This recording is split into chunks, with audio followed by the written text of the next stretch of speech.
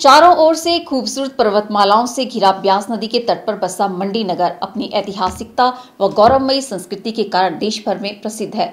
खास तौर पर मंडी की पराशर झील के चर्चे विदेशों तक है। आजकल पराशर ऋषि के दर्शनों के लिए श्रद्धालुओं की भीड़ उमड़ पड़ी है। लोग दूर दूर से आकर प्रकृति के इस सौंदर्य के साथ पराशर ऋषि के दर्शन कर आशीर्वाद प्राप्त कर रहे हैं। हिमाचल प्रदेश में मंडी के पास ही बसी पराशर झील। मंडी जिला में स्थित रमणीक स्थलों की बात करें तो मंडी की पराशर झील का नाम मुख्य रूप से सामने आता है। इस झील के बारे में लोगों को ज्यादा पता नहीं है, इसलिए यह जगह शांत और लोगों की चहल पहल से बिल्कुल दूर है। यह समुद्री तल से 2730 मीटर की ऊंचाई पर स्थित है। पराशर झील के चर्चे विदेशों तक है। आजकल पराशर ऋषि के दर्शनों के लिए श्रद्धालुओं की भीड़ उमड़ पड़ी है।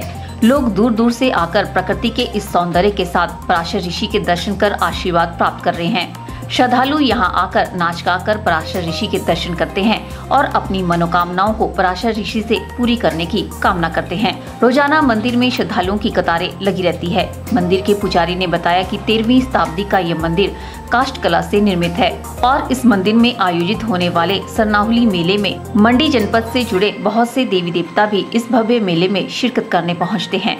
यह स्थान देव संस्कृति का केंद्र बिंदु भी माना जाता है।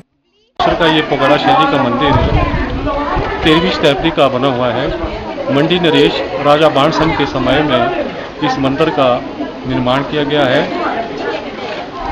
और इस मंदिर की एक विशेषता यह है कि यह मंदिर काष्ठ कला से निर्मित है और इस पर कहता जो टापू पराशर झील में ये अपने आप में एक अनूठा अजूबा है और ये महर्षि पराशर का पवित्र स्थल।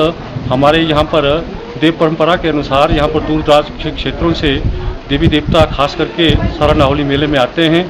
इसमें सभी देवी देवता जो है वो मंदिर कमेटी के अनुरोध पर नहीं बल्कि अपनी नौकरी चाकरी के अपनी नौकरी के रूप में जो है सदियों पुरानी अपनी परंपरा को निभाते हैं और देव शक्ति को अर्जित करने के लिए यहाँ आते हैं और देव शक्ति को अर्जित करके चले जाते हैं।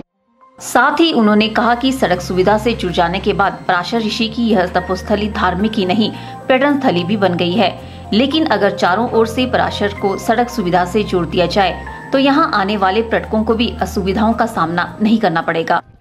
हम चाहते हैं कि महर्षि पराशर को जो है चारों तरफ से निकले, जैसे अनोखी बांधी सड़क है इसको भी जो है महर्षि पराशर के स्थल तक तो पहुंचा दिया गया है, लेकिन अब ये जीपीएबल हो गया है और मैं समझता हूँ कि ये अभी उतनी अच्छी नहीं बन पाई है जितनी होनी चाहिए थी। उसके बाद हमारा ज्वालापुर पराशर औटकोली पराशर सड़क है तो उसका निर्माण अभी तक केवल ज्वालापुर तक ही हो पाया है, लेकिन उससे आगे भी इसका निर्माण किया जाए तो बहुत अच्छा है। उसके बाद पंडो थट्टा बदार होकर के जो है उस सड़क का भी निर्माण जो है उस स्तर पर किया जाए ताकि जो है महर्षि पराशर के इस पावन स्थल को चारों तरफ से जो है सड़क सुविधा से जोड़ा जाए।